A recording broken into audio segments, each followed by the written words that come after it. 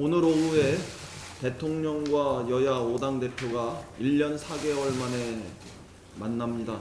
일본의 경제 보복 조치로 경제가 위기를 맞은 상황에서 여야 정치 지도자들이 자리를 함께하는 만큼 우리 국민들의 기대가 그 어느 때보다 큽니다.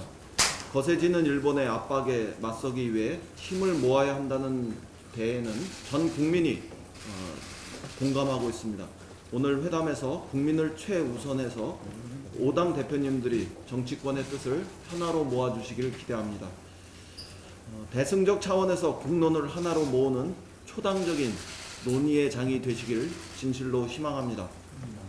일본은 경제 보복의 명분이 사라지자 말 바꾸기와 뒤집기에 또 생트집을 부리고 있습니다. 일본은 우리 정부의 규제 철회를 요구하지 않았다며 거짓말을 한 것도 모자라서 어제는 우리 정부의 추가 회의 요청까지 거부했습니다. 아베 정권의 발뺌 외교에 일본 언론들마저 비판에 나서는 상황입니다. 교도통신과 마이니치 신문은 일본 정부의 강제징용 배상 판결 보복 조치로 한국과의 관계가 출구를 찾을 수 없는 상황으로 치닫고 있다고 비판했습니다. 정부는 WTO 제소로 국제사회에서 일본의 부당성을 공론화할 것입니다. 아베 정부가 여전히 정치적 목적의 부당한 보복임을 인정하지 않는 것은 다음 주 WTO 이사회에서 빠져나갈 명분을 찾기 위한 것인 것 같습니다. WTO에서 한일 간 치열한 공방이 예상되는 상황에서 일본 정부의 잘못된 발언들에 대해서 일부 야당에서 마치 동조하는 듯한 모습을 보이는 것은 심히 유감입니다. 정부의 WTO 제소를 비판하는 것은 매우 부적절해 보입니다. 특히 야당에서 검토를 요청한 제3국 중재위원회 구성은 일본의 국면 전환용 카드에 불과해서 진정한 문제 해결에 답이 될 수 없습니다. 일본이 외교적 해결을 원했다면 우리 실무자를 참고해서 만나고 또 추가 협상 제의를 거부했겠습니까? 정부는 민감하고 어려운 상황을 충분히 고려하고 신중하게 접근하고 있습니다. 정치권 모두 차분하고 치밀하게 대응할 수 있도록 힘을 모아야 할 때입니다. 정부도 야권의 의견을 적극 경청하고 또 수용하는 열린 자세를 보일 것을 기대합니다. 오늘 회담이 우리 모두의 불신을 걷어내고 국민의 마음을 하나로 모으는 국민 통합의 장이 되기를 진심으로 기대합니다. 오늘 정개특위와 사개특위와 관련한 우리 당의 그 방침을 말씀드리겠습니다. 우리 당은 정개특위를 맡아서 책임있게 운영하겠습니다. 그리고 정개특위 위원장은 홍영표 전 원내대표를 추천합니다. 정치개혁에 대한 우리의 확고한 의지와 또 야권 공조에 대한 패스트트랙 과정에서 있었던 사당 공조에 대한 그 분명한 의지, 그리고 결자 해지의 차원에서 실권을 가지고 협상에 임할 수 있는데 최적임자라고 생각하고 어제 저녁에 최종적으로 홍영표 전 원내대표님과 만나서 결론을 냈습니다. 언론인 여러분들께서는 그 점을 양지해 주시고 많은 이해, 협조 부탁드립니다. 이상입니다. 네, 다음은 조정식 정책위 의장의 발언이 있겠습니다. 문재인 대통령과 여야 5당 대표 회동이 오늘 개최됩니다. 최근 글로벌 경기 둔화 가속과 함께 일본의 수출 규제 등 대외 경제 여건이 악화되면서 국민들의 우려가 커지고 있는 상황입니다. 이러한 때 여야가 한자리에 모여 경제 현황에 대한 인식을 공유하고 초당적인 협력을 약속한다면 국민들께 커다란 희망이 될 것입니다. 오늘 회동에서 주요 민생 경제 현안에 대한 여야 간 대승적인 합의가 이루어지기를 바랍니다. 특히 추경이 가장 시급합니다. 추경이 국회에 제출된 지 벌써 85일이 지났고 6월 임시국회 회기도 이제 이틀밖에 남지 않았습니다. 더욱이 글로벌 투자은행인 골드만삭스는 지난 15일 일본의 수출 규제에 따라 국내 반도체 생산이 10% 줄 경우 GDP가 0.4% 감소하고 경상수지 흑자도 100억 달러나 감소할 것이라는 전망을 내놓았습니다. 또 잠시 후 오늘에는 한국은행에서 올해 경제 전망에 대한 수정치가 발표될 계획입니다. 신속한 추경 예산 집행을 통해 경기 하방 리스크에 신속히 대처하지 않으면 우리 경제와 기업이 받는 충격과 타격도 더욱 클 수밖에 없는 것입니다. 이번 6월 임시국회에서의 추경 처리 여부에 하반기 경제 활력 제고와 우리 반도체 산업의 미래가 달려 있습니다. 대외 여건이 엄중한 상황이지만 여야 정치권이 힘을 모아 정부의 노력을 뒷받침한다면 충분히 위기를 돌파할 수 있습니다. 내일 본회의에서만큼은 추경과 핵심 민생 입법들이 처리될 수 있도록 자유한국당과 황교안 대표의 대정적 결단을 거듭 촉구합니다. 일본이 강제징용 배상 판결과 관련해 제3국 중재의 구성을 요구한 시한이 오늘로 종료됩니다. 일본 정부가 사법부의 독립적 판결을 문제 삼아 제3국 중재위 설치를 요구하는 것은 우리 헌법의 상권 분립 정신을 부정하는 것이기 때문에 우리 정부는 일본 측의 일방적 주장에 응할 어떠한 의무도 없다는 점을 분명히 밝혀두는 바입니다. 일본 역시 더 이상 사태를 악화시키지 말고 부당한 수출 규제 조치를 즉각 처리하기를 바랍니다. 이미 일본 국내는 물론 국제사회 역시 일본의 부당한 조치에 대해 비판의 목소리를 높이고 있습니다. 특히 뉴욕타임즈와 워싱턴 포스트 등 미국의 주요 언론들이 일본의 무리한 수출 규제로 글로벌 무역 체제가 붕괴될 위험에 처했다고 지적하고 있고, 외교 전문지인 포린 폴리시 또한 기고문을 통해 일본의 수출 규제가 역사 우라증에 따른 자해행위에 불과하다고 질타하고 있습니다. 일본은 이 같은 국제 여론에 귀를 기울여야 합니다. 더욱이 일본의 수출 규제 조치는 지난 G20 정상회의 당시 아베 총리가 주창한 자유롭고 개방된 경제는 세계 평화와 번영의 토대라고 했던 정신과도 정면으로 배치되는 자가 당착입니다. 국제 자유무역 질서의 근간을 파괴하고 글로벌 가치 사슬을 끊는 어리석은 자해행위를 즉각 중단할 것을 일본과 아베 정권에게 강력히 촉구합니다. 당정은 일본이 중재의 구성 거부를 빌미로 추가적인 도발에 나설 가능성에 대해서도 상황을 면밀히 살피면서 대응책을 강구할 것입니다. 민관정 차원의 협력 체제를 보다 강화하고 관련 기업들이 겪고 있는 애로사항을 해결하는 데 총력을 기울일 것입니다. 사태의 장기화에 대비해 당정 차원의 점검회의를 정례화하고 무엇보다 주요국 및 국제기구 등의 일본의 수출 규제 조치의 부당함을 적극 알리고 미국 등 국제사회와의 공조 노력을 더욱 강화하겠습니다. 오늘 23일 WTO 일반 이사회에서 일본의 수출 규제가 정식 안건으로 다뤄질 예정인 만큼 관련 준비에 만전을 기하도록 하겠습니다. 통계청이 5월 경제활동 인구조사 청년층 부가조사 결과를 발표했습니다. 이번 발표에 따르면 청년층 취업자가 전년 동월에 비해 4만 6천 명 증가했고 실업자는 2만 3천 명이 감소했습니다. 청년층의 경제활동 참여율과 고용률도 꾸준한 개선 흐름을 나타냈고, 특히 첫 직장에 취업해 월 150만 원 미만의 임금을 받는 청년층 비율도 지난해보다 3.5%나 감소했습니다.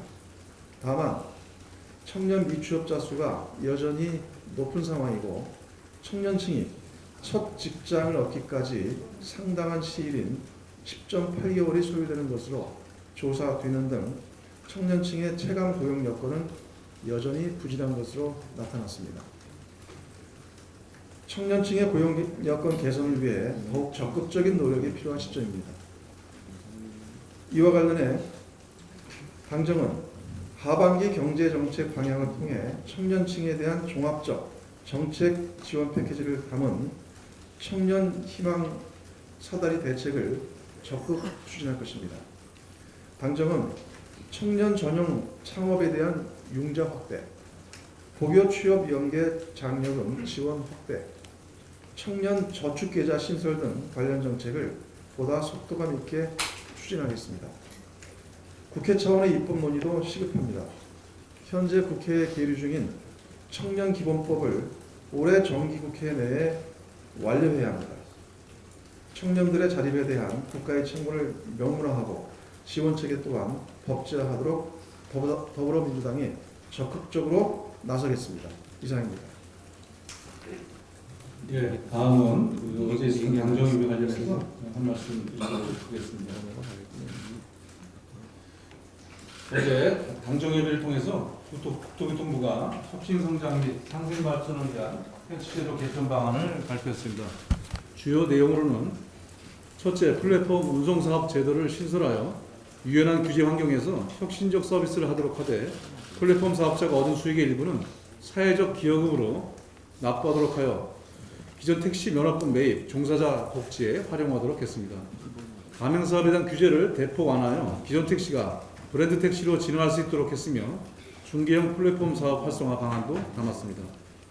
둘째, 기존 택시의 경쟁력 강화를 위해 산학금 기반의 임금 구조를 월급제로 개편하고 개인 택시 면허의 양수 조건을 대폭 완화하는 방안과 부재 자율화를 검토하기로 했습니다.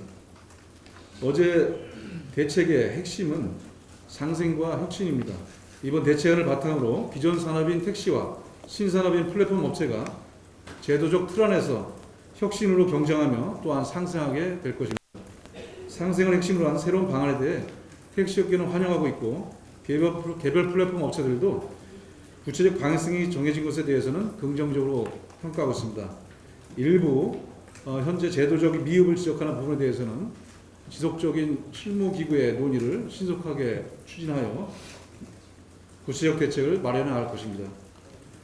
지난 3월 7일 우리 당은 사회적 대책기구의 합의를 이끌어낸 바가 있고 또한 7월 12일 국토교통위원회에서 민주당이 중심이 되어 카풀시간 허용 및 택시 월급제 도입 관련 법안을 통과하는 성과를 만들어냈습니다. 이러한 모든 성과의 일련의 과정이 쌓인 신뢰를 통해서 첨예하게 대립했던 택시 현안을 저희 당과 정부가 중심이 되어 하나씩 해결해 가고 있다고 생각하고 있습니다. 앞으로도 우리 당과 정부는 택시 산업의 경쟁력과 상생을 이끌어낼 수 있도록 더욱 노력할 것입니다. 어제 발표 이후에 일부 언론에서 보도한 신산업에 대한 정책적 부족에 대한 우려의 목소리도 귀 기울이고 면밀히 검토하고 세부적인 논의를 위한 실무기구 구성해서 업계와 충분히 소통하여 세부 방안을 마련하도록 하겠습니다. 우리 당도 상생 방안의 제도적 기반을 마련하기 위한 후속 입법 과제를 더욱 적극적으로 지원하겠습니다. 아울러 자유한국당에 한 말씀 드리겠습니다.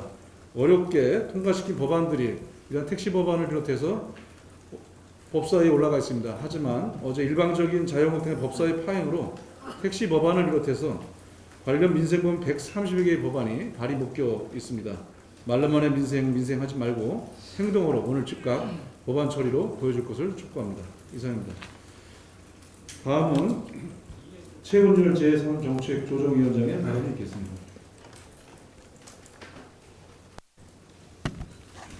미중 무역 마찰의 장기와 일본의 기습적인 수출 규제 등 악재가 겹치면서 우리 경제의 불확실성이 커지고 있습니다.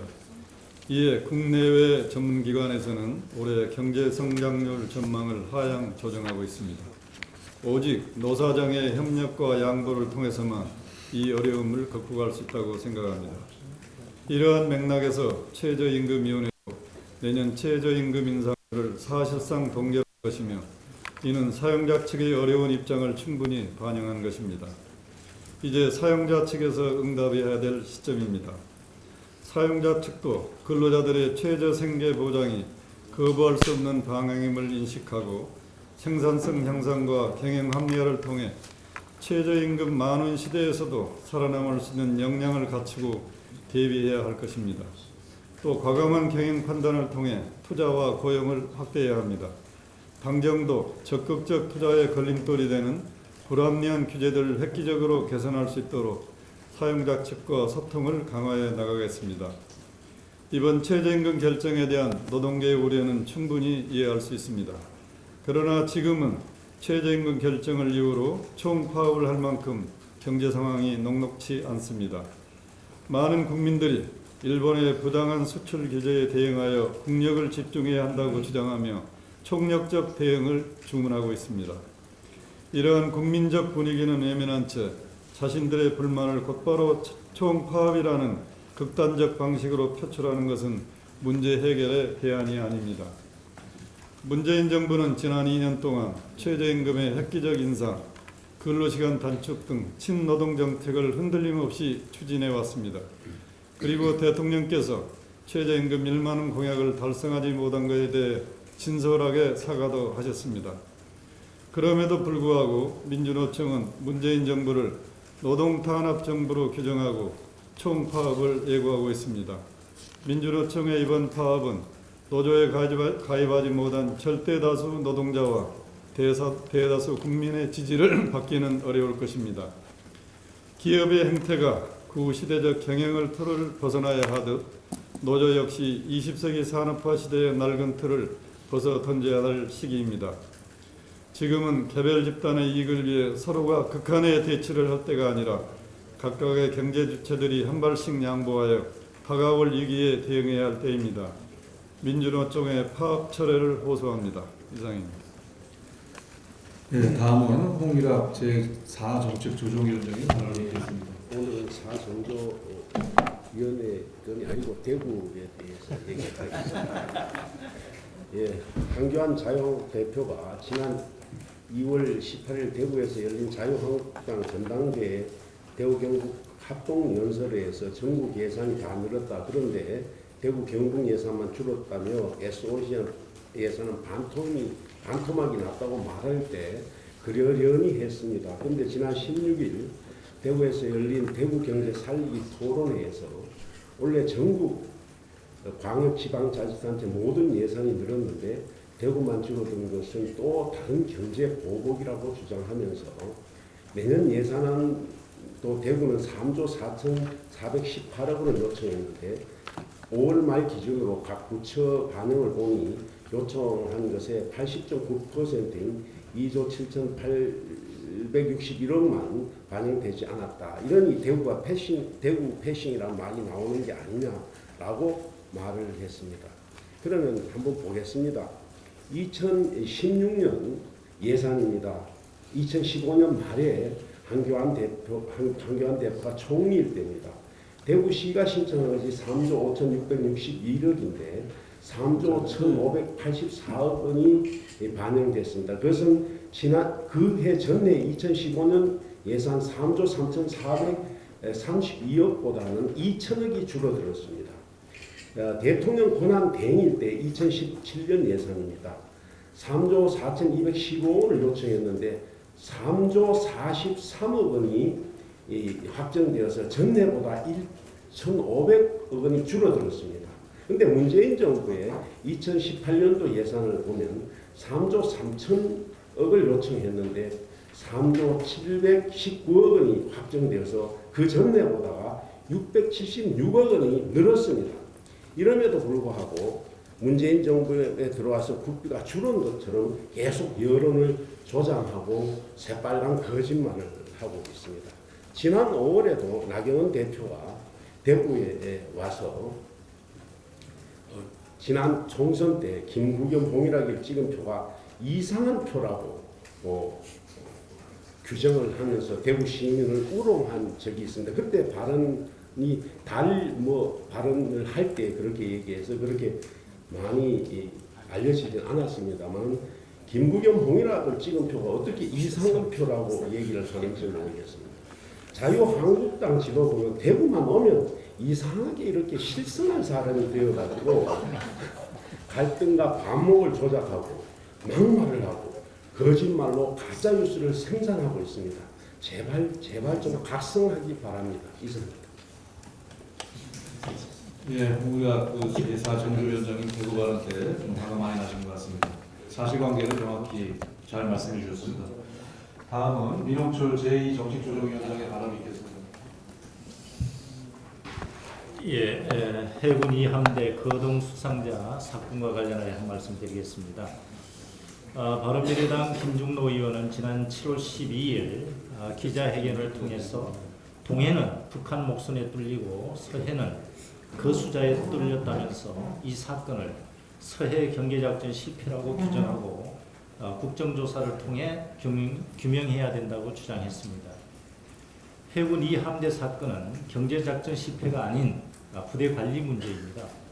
당시 야간 근무자가 거동 수상자를 발견한 뒤 정상적인 지휘 계통으로 보고하고 매뉴얼대로 대응하였습니다.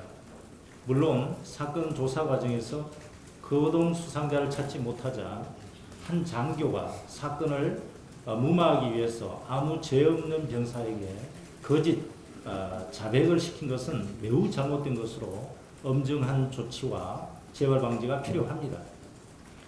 부대 관리 문제와 경계작전의 차이를 알면서도 이 사건을 동해 목선 사건과 연계하여 군을 정치 쟁점화하였고 심지어는 군령권을 가진 최고 책임자인 합참의장 그리고 이 함대 사령관과 통화하여 취득한 내용을 일방적으로 공개하였습니다. 이러한 행위는 전례를 찾아볼 수도 없는 도가 지나친 부적절한 행동입니다. 정확한 사실관계의 확인을 위해서 주요 군 지휘관과의 통화를 녹음할 수는 있습니다.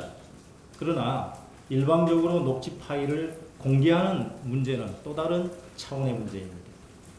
합참의장은 군령의 최고 실무 책임자로서 북한군 동향을 파악하고 작전부대 작전지휘, 감독권을 행사하면서 통합방위본부장으로서의 임무를 수행하는 것이 주 임무입니다. 장교의 일탈 사건을 의장의 주요 업무로 보기 어렵습니다. 군 문외한도 아닌 예비역 장성 출신 국회의원이 한 해군 장교의 일탈 사건을 몰랐다고 합참의장을 탓하고 통화 내용을 일방적으로 공개하는 것은 이해할 수 없는 처사라고 할 것입니다. 국정조사 요구와 국방부 장관 해임 건의안 제출 그리고 군서열 1위 합참의장과 해군 2함대 사령관과의 통화 내용을 공개한 야당은 진정 안보를 걱정하는 것인지 안보를 정치적으로 활용하려는 것인지 혼란스러울 뿐입니다. 정치적 입장과 이해관계에 따라 군을 재단하고 희화화해서는 안 됩니다. 적어도 군사적 판단의 영역에서만큼은 군의 전문성을 믿고 존중해야 합니다. 사사건건 발목 잡고 훈수를 두면 군의 사기는 떨어지고 국방안보는 왜곡되어 정쟁의 대상이 되기 때문입니다. 합참의장 그리고 해군 2함대 사령관과의 녹취 내용을 공개한 것은 대단히 부적절한 행동입니다. 야당이 진정으로 국방안보를 걱정한다면 더 이상 군의 명예를 실추시키고 사기를 저하시키는 행태를 중단하기를 촉구합니다. 이상입니다. 예, 다음은 전현희 제5 정책조정위원장의 발언이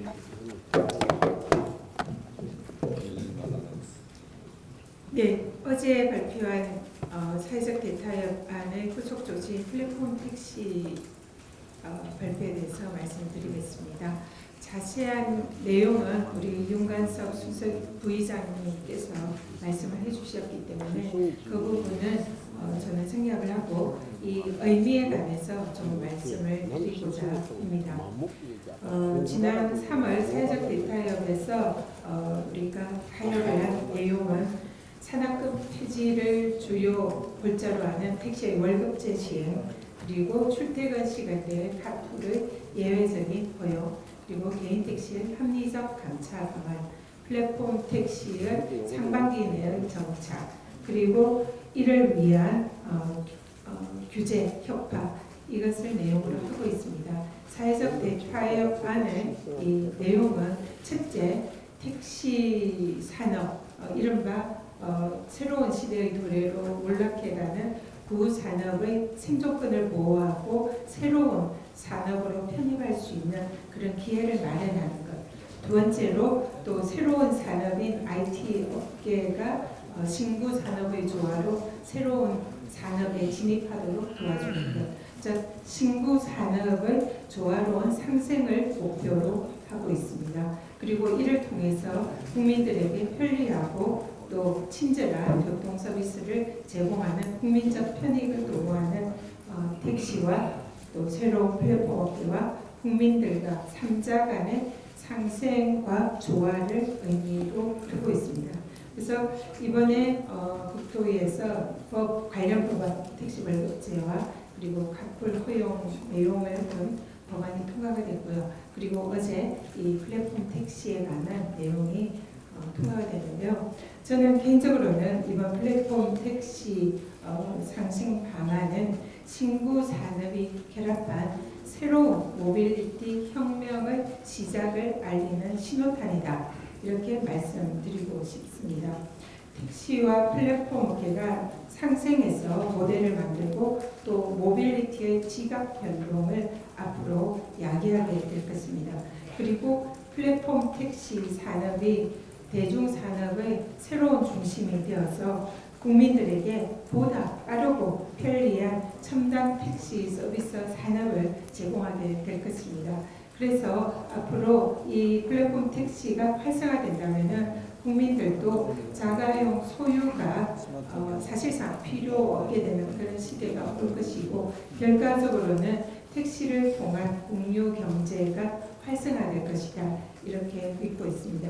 그리고 이러한 플랫폼 택시 산업이 사실상 정착되게 된다면 앞으로 이 플랫폼 택시를 통해서 궁극적으로는 앞으로 도래하게 될 자율주행차라는 4차 산업의 신혁명 시대를 이끄는 중간 단계의 역할을 하게 될 것이다. 이렇게 생각을 합니다.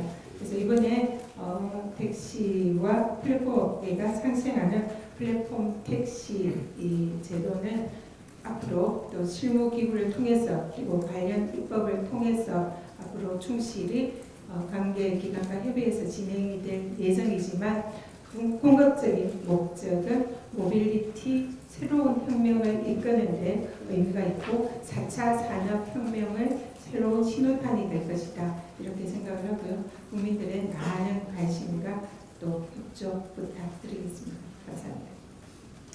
예, 다음은 표창원 부대표의 발언이 있겠습니다.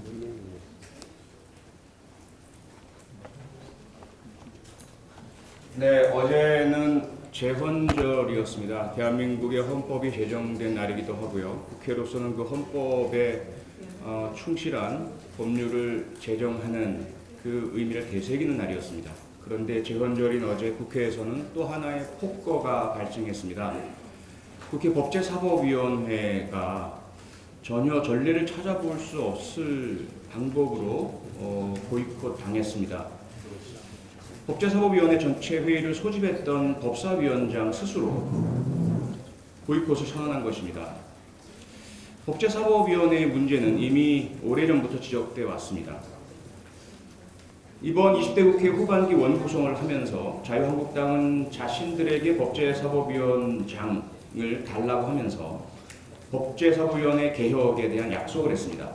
상원처럼 군림하는 법사위, 체계작구 수정이라는 한 문구로 모든 상임위에서 의결된 법안들을 다시 법사위로 가져와 심의하고 그를 빌미로 관련된 모든 장관, 처장, 청장들을 부르고 법안과 저는 상관없는 현안 질의와 정치적 공격까지 하는 법사위의 상원적인 위험, 지나친 권한, 게다가 상임위에서 모두 어렵게 의결된 법안마저도 법사위 한 명의 위원만 반대하면 의결되지도 못하고 상정되지도 못하는 이 폐해, 그것을 고치기로 합의했습니다. 하지만 그 합의는 이행되지 않고 있고요. 어제 그 잘못된 법제사법위원회 지나친 특권적 권한을 최대한 활용해서 법사위를 파행시켰습니다.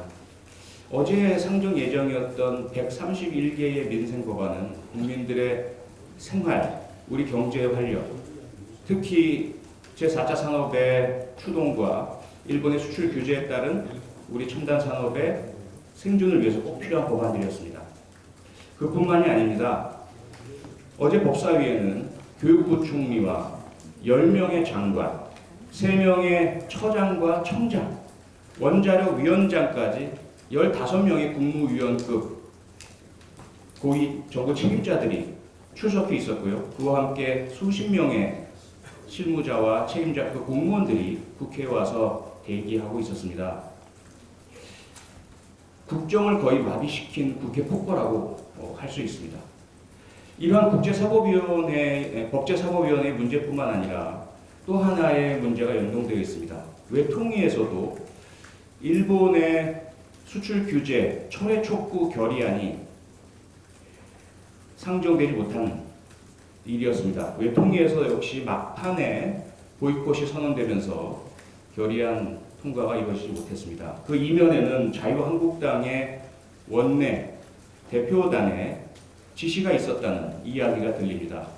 결국 법사위의 파행 보이콧과 외통위의 보이콧은 각각의 위원회에서의 문제가 아니라 자유한국당의 원내 전략의 일환이었다는 이야기입니다. 내일은 6월 임시국회 마지막 날입니다.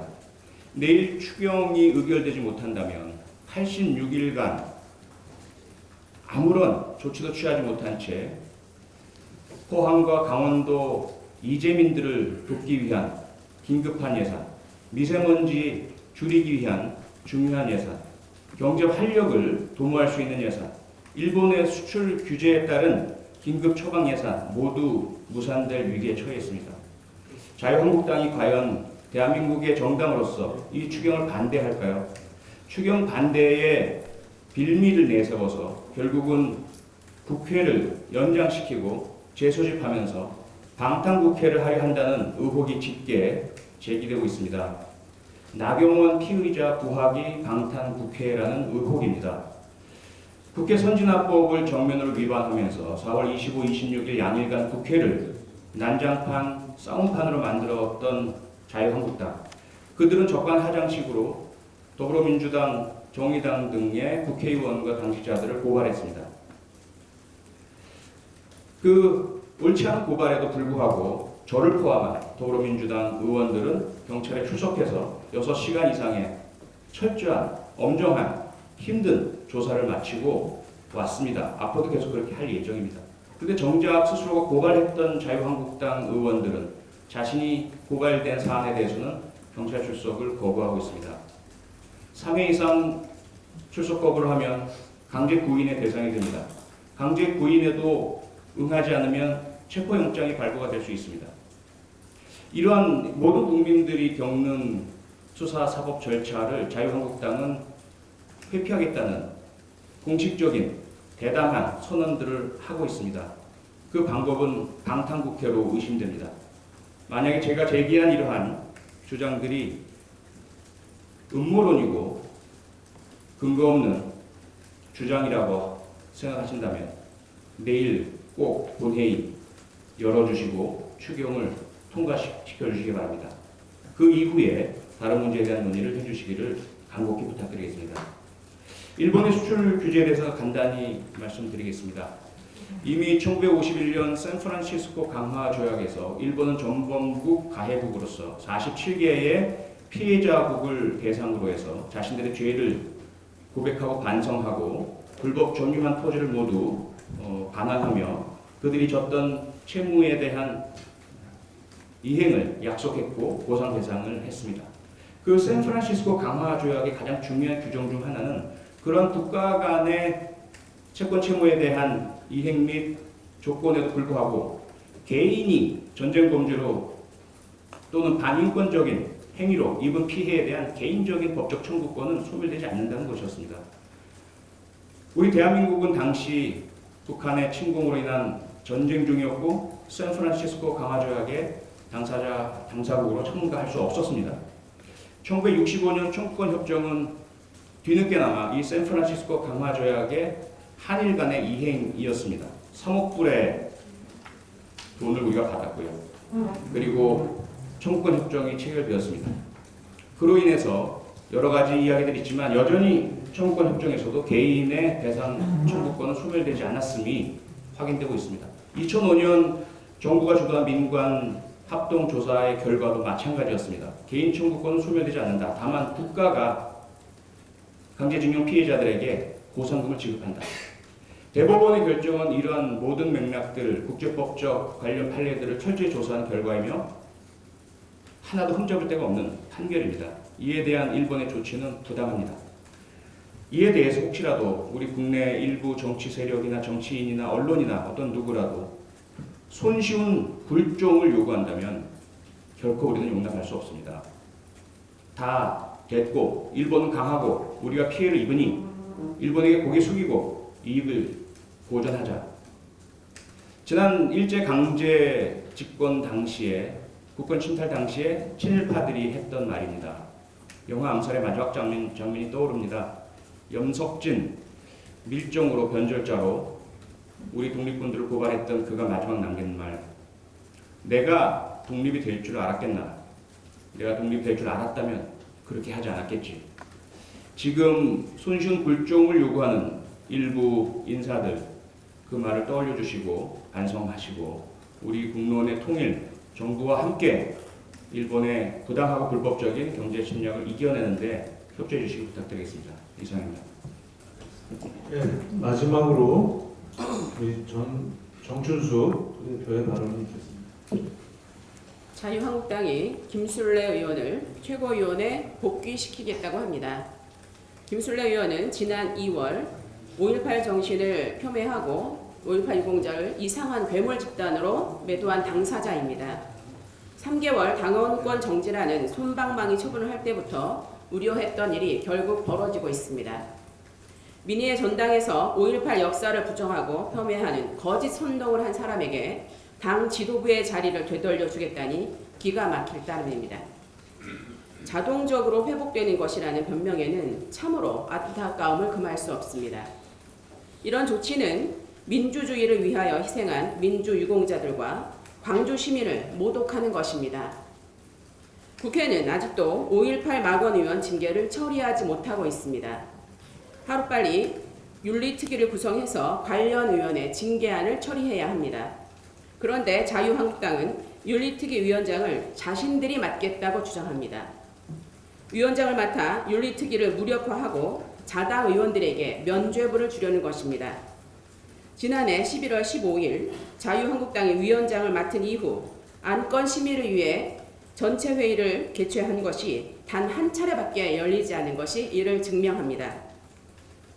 자유한국당이 다시 윤리특위 위원장을 맡는다면 셀프 솜방망이 징계를 할 것이고 국회의 신뢰는 바닥으로 추락할 것입니다. 이는 고양이에게 생선을 맡기는 것과 같습니다. 국회는 국민의 뜻을 따르는 진정한 대의기관입니다. 절대 국민의 뜻에 반하는 행동을 해서는 안 됩니다. 자유한국당에 요구합니다. 삿된 욕심을 버리고 특위 구성과 운영에 협조하기 바랍니다. 이상입니다.